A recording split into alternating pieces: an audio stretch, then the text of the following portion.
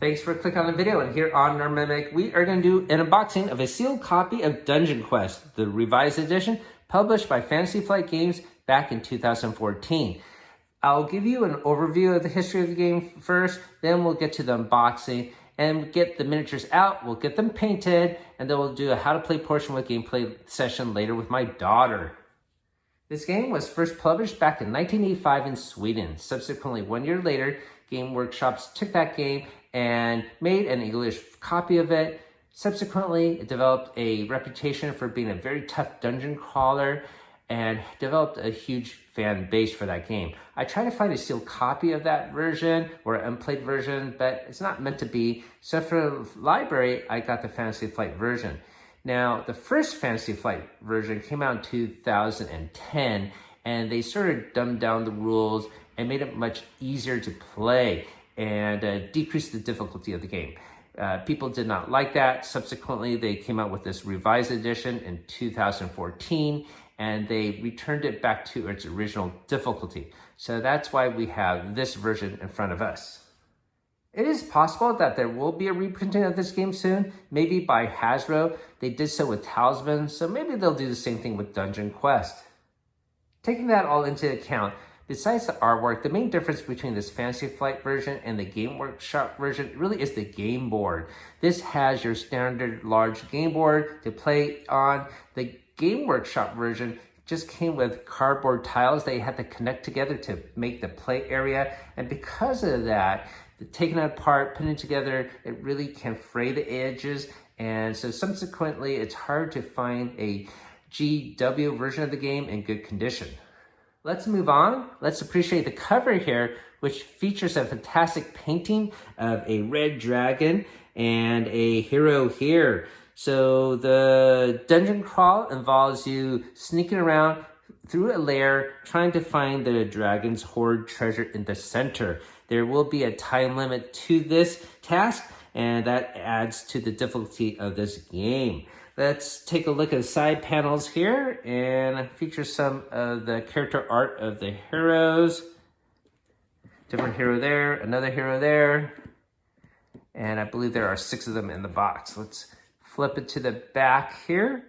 Welcome to the channel where we munch on multiple nerdy things, from board games to Dungeons and Dragons, comic books to toys, video games on Saturdays, and gamer snacks on Sundays. We also do monthly giveaways, and for the joyous summer months of June and July, we're going to do a pair of authentic TSR D&D products. I'll put a link down below how you could win this awesome prize. If you're watching this in the future, I'm sorry you missed out. You could click our main channel page for our current giveaway. And if you do enjoy the video you're about to watch and see, hopefully consider hitting that like and subscribe. It's free to you and helps us out on the channel. Thank you for watching. We can see the actual game board here. These rooms and corridors, these are actually going to be tiles that you place to create the dungeon. There is the time tracker on the side, and of course there are going to be various cards. We have minis associated with our heroes, and yes, there are 6 of them. Yes, we will take them out, get them painted. Hopefully we could make them look like the character art. This is a barbarian with tattoos. Below him, we can see this game is rated 14+ for 1 to 4 players, so you can solo this game, and it will take approximately an hour to play. There's a little story on the back. At sunrise, the ancient doors open and invite you to collect what wealth you can. But beware, within the dungeon lurks terrible creatures and deadly traps ready to destroy the unwary. And if you should fail to reach an exit by the time the sun sets, the doors will close and there will be no escaping the wrath of Dragon Lord Kaladra. Dare you face the dragon's challenge. It also says on the back here, DungeonQuest Revised returns the game to its timeless and beloved roots by refining the rule set, simplifying combat, and introducing a few new challenges that are sure to please the game's legions of veteran fans. Now, I played the original game a long time ago. It wasn't my copy, so I don't have the original rule set in front of me. I would really love to know the main difference between this and the GW version. If you do know the answer to that, please leave me a comment down below. Now it's time to get the shrink off the packaging. Let's find a corner to attack. I think the shrink is a little bit loose here. Oh yeah, it is. And We shall get it out of the plastic wrap very soon. All right, well done. Let's get the lid off the box. Nothing printed underneath. Got a catalog and components here. Before we look at that, let's see the side panels, which features advertising for some other games. Talisman here, Descent, and Disc Wars. Okay, let's flip through this catalog very briefly. Sort of time travel into the past. We've got Forbidden Stars, Imperial Assault, Armada, X-Wing, XCOM, and various other games. Some of these are still in print and some are not.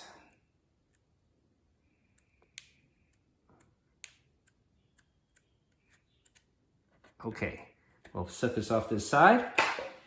Learn to play, and then we have a rules reference.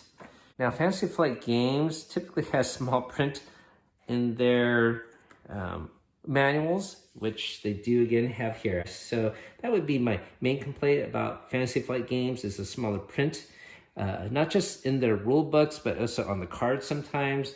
The other thing is usually their inserts are just a simple paper gutter. There's no real fancy plastic inserts. I guess the main exception would be the X-Wing and Armada games.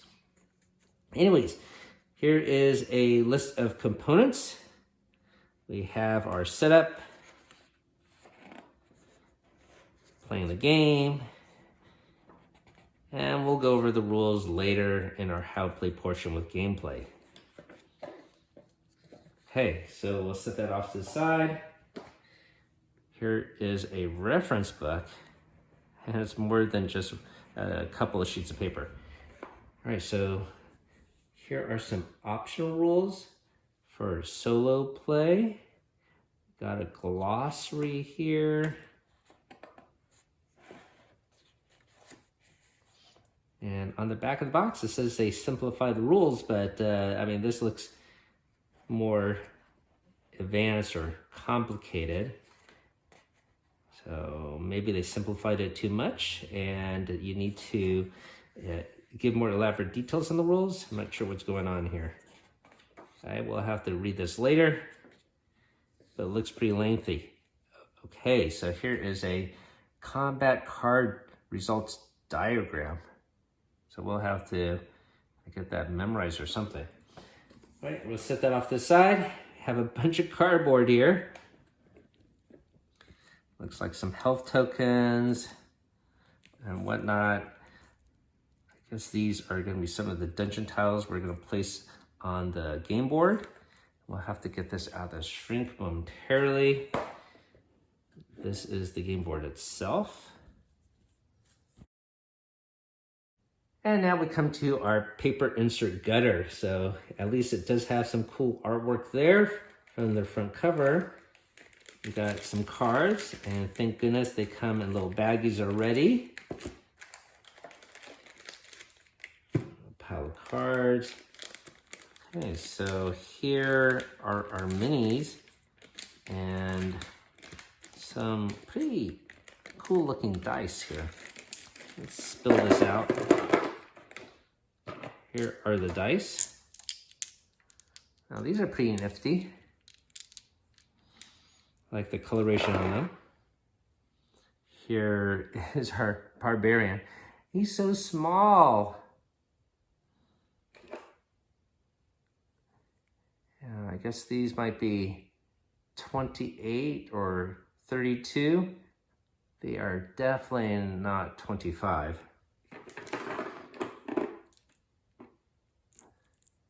So here is the whole party. All right, so we will have to get them painted up. Let's take a look at the character cards for them, see what they're supposed to look like.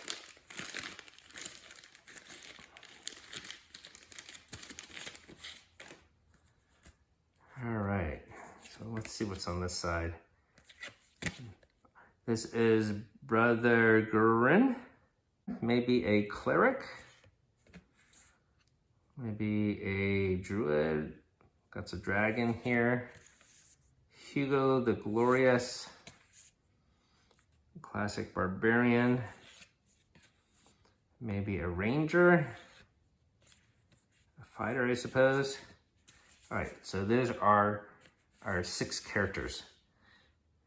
Before we take a closer look at the cards and the game board and tokens, let's focus on these miniatures and get them painted. We have our 6 adventures all painted up. This was completed by PJ Paints Minis. I'll put a link down below for his Instagram account. We'll take a closer look at the fine work he did on these miniatures right now. Let's start with our barbarian. Looking very muscular, covered all over with his tattoo artwork, which I don't think I would be able to replicate myself. So his quote is, "You are too weak. Go and find someone stronger to defend these treasures from me." His special ability is you cannot choose to escape while encountering a monster. Well, I guess that's not a special ability, a penalty. Each time you deal at least 1 wound to a monster, deal 1 additional wound to a monster, and each time you defeat a monster in combat, gain 1 determination token. We're moving on to our archer here. Her quote is, "You must not fail in this quest. The survival of my tribe depends on what I have accomplished here. While searching, you may discard 1 determination token from your hero sheet instead of placing a search token on the chamber tile." Next up, we have Lindell. His quote is, "Too many have suffered these cursed treasures." His ability is each time you gain 1 or more determination token, you gain 1 additional determination token. So that's pretty powerful. And I love the paint work here. You can see his pale skin is replicated quite nicely here. And the finer details of his cloak and equipment set are brought out with nice highlights. Next up, we have Hugo the Glorious, and he does look glorious here with the gold accents on his armor and shield. His quote is, "For the glories I accomplish here, my name shall be revered for all time." If you and the monster player choose the same type of combat card, the monster player suffers 1 wound and you suffer 0 wounds, overriding the results listed on both combat cards. Each time you defeat a monster in combat, draw 1 rune card, if any are available. And this here is our last hero. I love the paint job here, especially with the glowing staff at the top. The quote is, "The wrath of my ancestors shall strike down those who would deny me my birthright." When you draw a dungeon card, you may discard it and draw another dungeon card as a replacement. So that's pretty powerful. You must then resolve this new dungeon card. If you have 8 or more wounds, your combat cards never deal more than 1 wound to the monster per attack. Now that we got the miniatures all painted up and done, let's continue the unboxing. I'm just going to dump the minis here for now. Let's take a look at the actual game board here and take it out of the shrink. I think it's going to be a 4-panel board just from the side view of it. And one of the more distinctive things on it will be that time tracker. Let's take a peek. And in the center of the map should be the Dragon's Hoard. Yeah, right over there is the Dragon's Hoard. DungeonQuest Revised Edition. Looks like at the bottom we have some slots to put down our deck of cards, and they are actually named. So we got the Dungeon deck, Crypt deck, Corpse deck, Door deck, Search deck, Trap deck, Treasure deck, Catacomb deck, and Dragon deck. Now, in the original game, I believe the Catacombs was an expansion, and I guess they have incorporated into this whole core box. On the top side is the time tracker.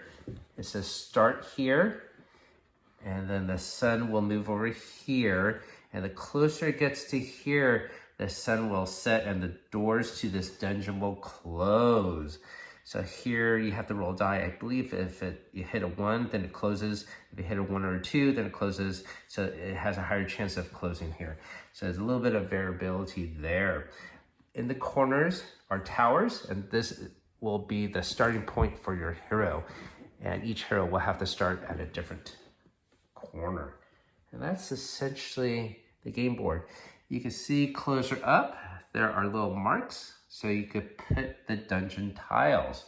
And that's what we'll take a look at next. We got a stack of cardboard sprues here, showing our various rooms and tokens. And let's get this out of the shrink as well. Okay, I made a little cut in the corner here. So the shrink should come off momentarily.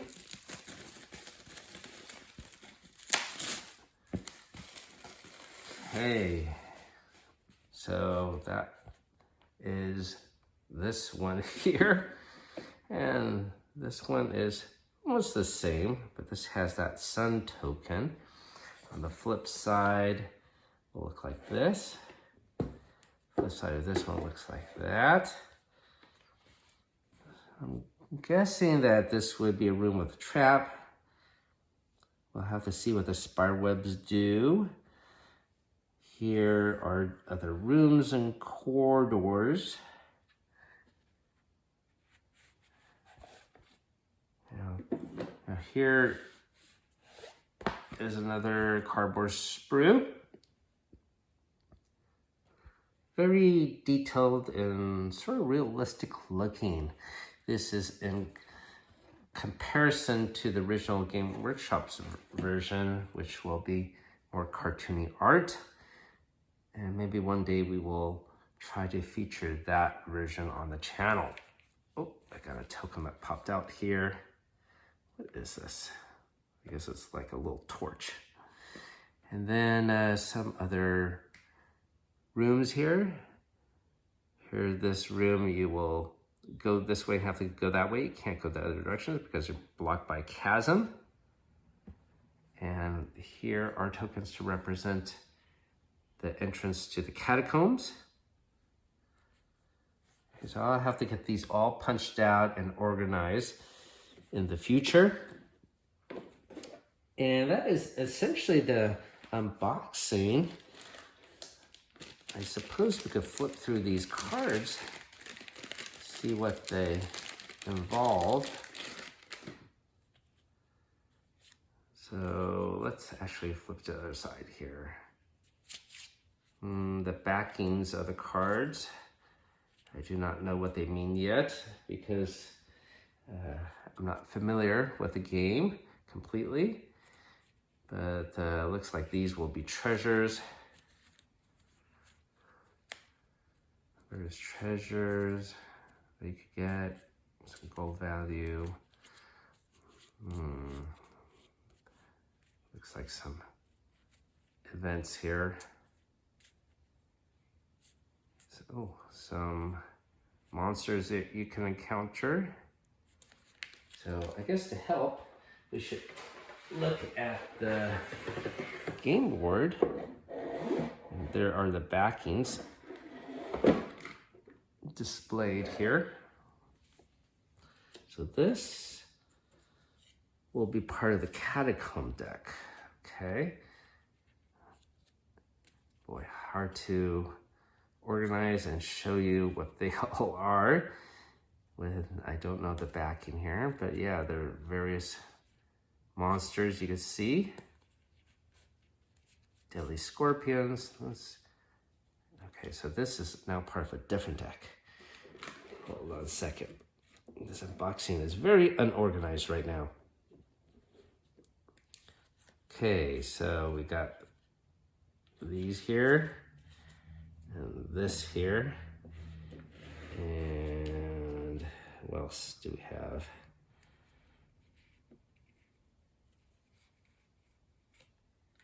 These would be the door. They look like doors. Nope, but it's actually the treasure deck. This one with the skeleton is the corpse deck. this one here.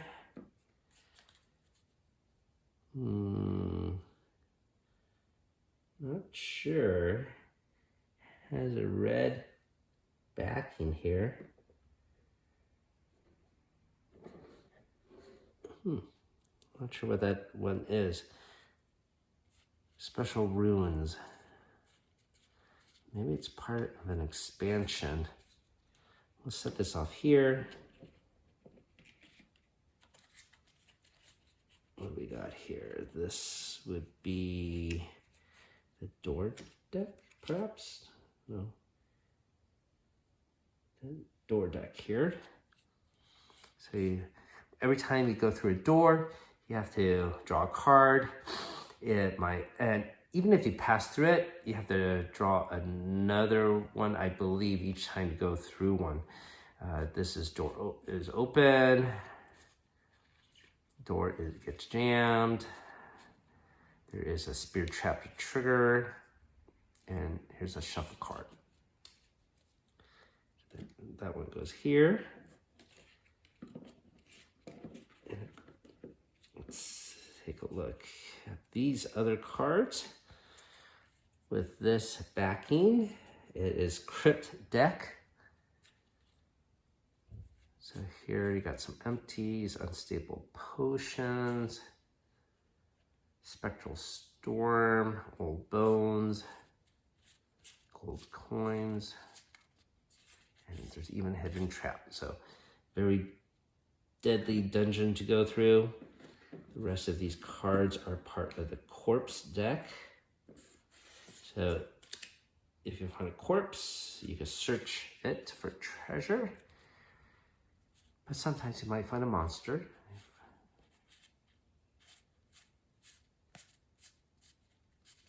There we go. That's the corpse deck.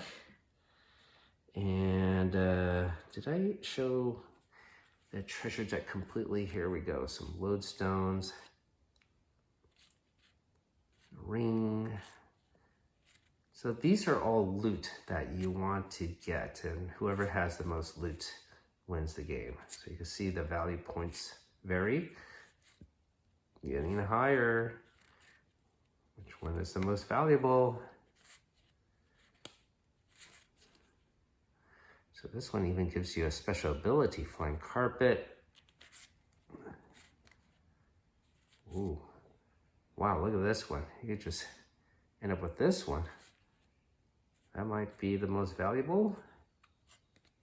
No, I am incorrect. Bag of gems. Wow. Quicksilver potion. So you can imagine you were hunting and braving the dungeon all the way down here to encounter the dragon, and you just find a lodestone. Maybe someone else drew a lucky card of 2,000. 3,000. Wow. Okay, so I guess the most valuable treasure here is the giant ruby. So I guess that is pretty random. You know, it's random to see which way you're gonna go, random to see what kind of treasure you're gonna get. But the real challenge is being able to get there and get out, which I think most players will fail to do. So let's take a look at the other cards. They are in this baggie.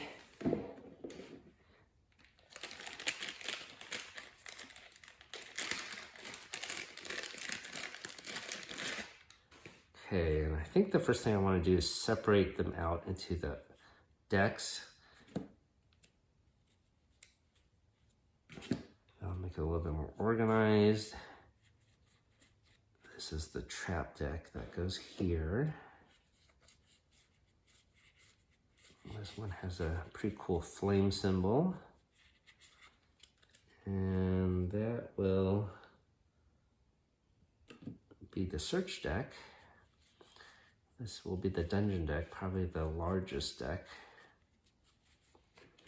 And the dragon deck, which we will feature last. Let's take a look at these other ones that don't have a slot here.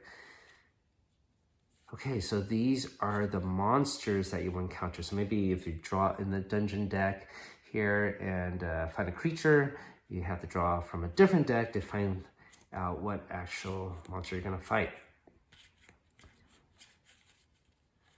Trolls and demons. Okay, you can see even with the demons have different stats. Yeah, even the skeleton has different stats. A lot of variation there.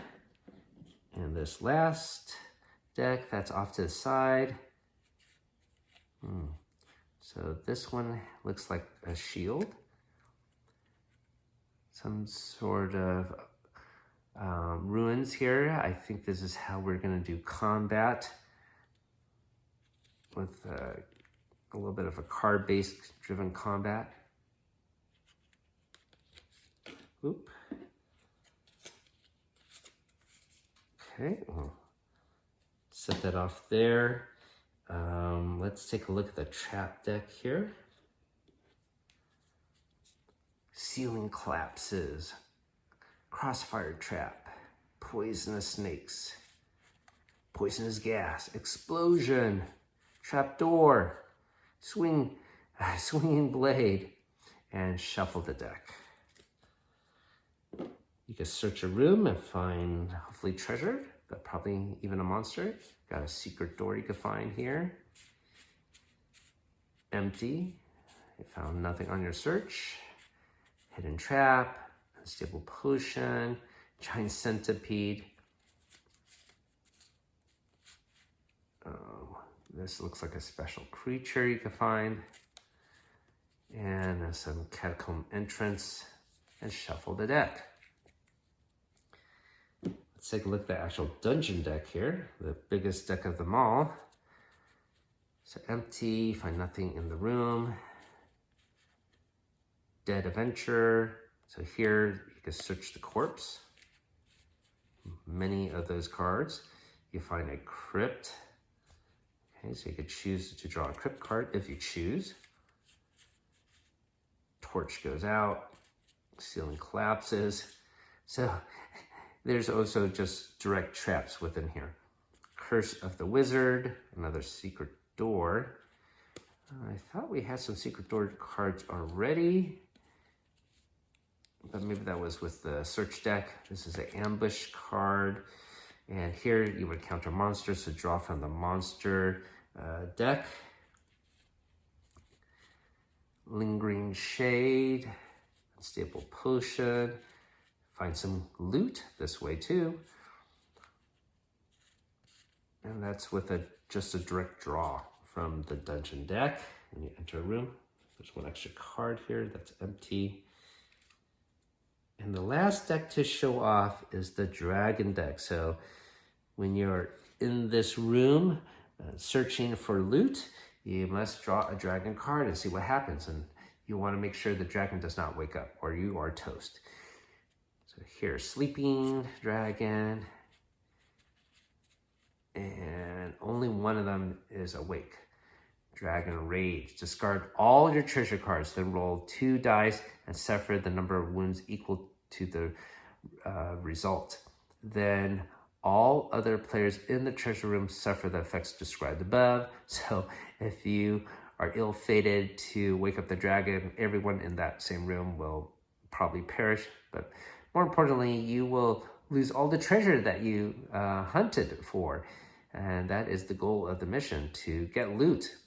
And I believe there's a condition that you can't actually leave the dungeon unless you have some loot.